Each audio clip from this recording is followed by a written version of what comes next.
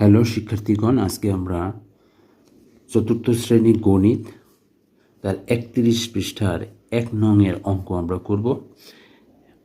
1 নম্বরে আছে, রাজীবের মায়ের কাছে 5,580 টাকা ছিল। বাজারে যাওয়ার পূর্বে তিনি রাজীবের বাবার কাছ থেকে আরও 3,420 টাকা নিলেন। কেনাকাটায় তিনি 7,830 টাকা ব্যয় করলেন। তার কাছে এখন কত টাকা অবশিষ্ট আছে?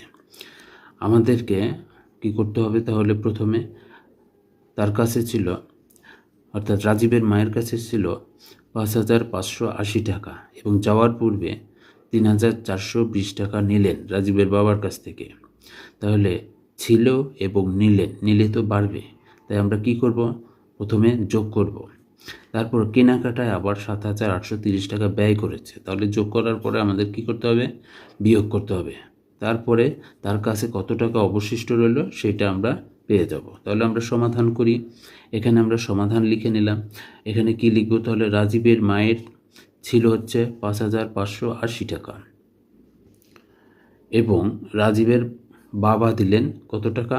এখানে আছে 3,420 টাকা। তাহলে রাজীবের বাবা দিলেন হলো কত? 3,420 টাকা। তাহলে এই সংখ্যাকে আমরা কি করব?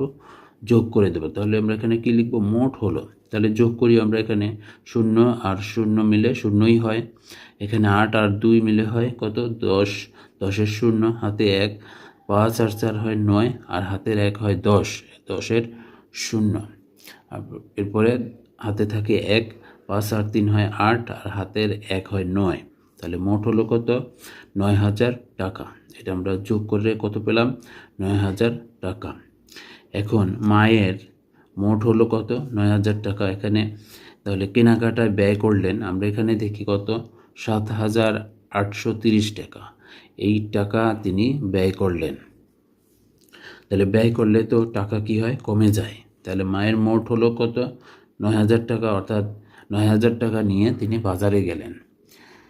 এরপরে কেনাকাটায় ব্যয় করলেন কত টাকা? 7,830 টাকা। এটাকে আমরা কি করব?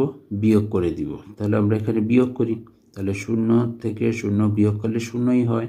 এখানে আছে 0, নিচে আছে 3, তাহলে 0-এর পাশে একটা 1 ধরতে হবে, 10 হবে। 10 থেকে 3 বিয়োগ করলে 7। এখানে একটা 1 ধরেছি, ওই 1টা আমরা 8-এর কাছে নিয়ে আসি। 8-এর সাথে যোগ করলে 8 আর 1 9। এখানে 10 ধরবো, 10 থেকে 9 বিয়োগ করলে 1। এখানে 10 ধরেছি মানে 1, 7-এর সাথে যোগ করি, 7 আর 1 8। এখন 9 থেকে 8 বিয়োগ করব, তাহলে 9 থেকে 8 বিয়োগ করলে 1, অর্থাৎ 1,170 টাকা।